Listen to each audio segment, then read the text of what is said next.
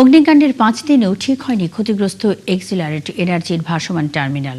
ফলে তীব্র থেকে তীব্রতর হচ্ছে গ্যাস সংকট। এতে সবচেয়ে বেশি দুর্ভোগে যানবাহন চালকরা। ঘণ্টার পর ঘণ্টা অপেক্ষা করেও মিলছে না কাঙ্ক্ষিত জ্বালানি। এই সংকটের প্রভাব পড়েছে বাসাবাড়ি কিংবা শিল্প কারখানাতেও। আর এ বিষয়ে আমাদেরকে আরও জানাবেন, আমাদের সঙ্গে যুক্ত হয়েছেন ধামরাই থেকে সহকর্মী রাসেল আহমেদ। রাসেল, গ্যাস সংকট নিয়ে কি বলছেন সংশ্লিষ্টরা? সমস্যার সমাধান কবে নাগাদ হতে পারে, কিছু জানতে পেরেছেন কিনা?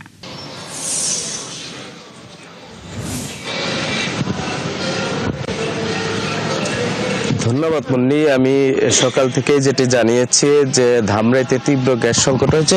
তিতাস কর্তৃপক্ষ বলছেন যে গ্যাসের যে মূল পাইপলাইন রয়েছে সেটিতে গ্যাস না থাকার কারণে মূলত এই সংকট তৈরি হয়েছে। আর সমাধানের বিষয়ে তারা যেটি বলছেন যে তারা আশা করছেন যে গত 2-1 দিনের ভিতরে এই গ্যাস সংকটটি সমাধান হবে।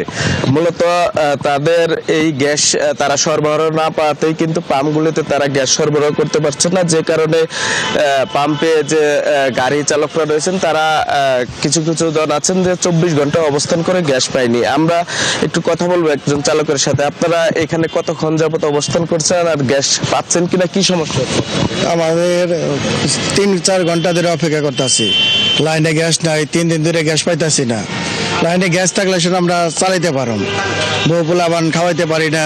কিস্তির সাহায্যে বাড়িতে পয়সা থাকে, কিস্তির সাহায্যের টাকা দেবো কেমনে?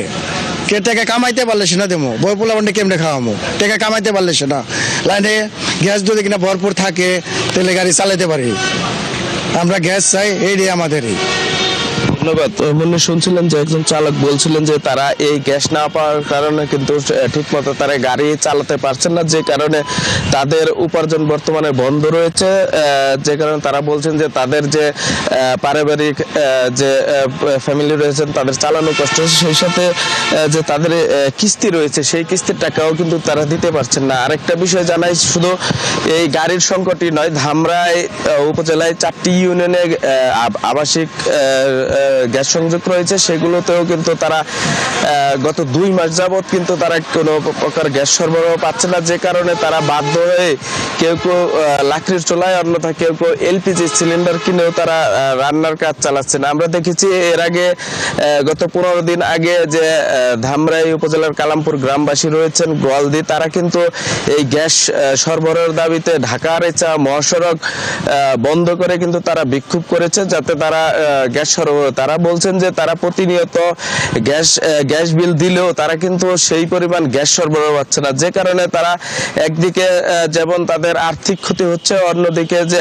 তারা গ্যাস না পাওয়ার দুর্ভোগ পোহাচ্ছে। তো সব মিলে বলা চলে যে ধামরাই উপজেলায় বর্তমানে 7 দিন যাবত তীব্র গ্যাস সংকট তৈরি হয়েছে। এই ছিল আমার কাছে ধামরাই থেকে সর্বশেষ। মুন্নি। রাসেল আহমেদ, অসংখ্য ধন্যবাদ। সঙ্গেই থাকবেন। ধামরাইয়ের গ্যাস সংকটের বিষয়ে কথা বলতে রাসেল আহমেদ আমাদের সঙ্গে এতক্ষণ যুক্ত ছিলেন।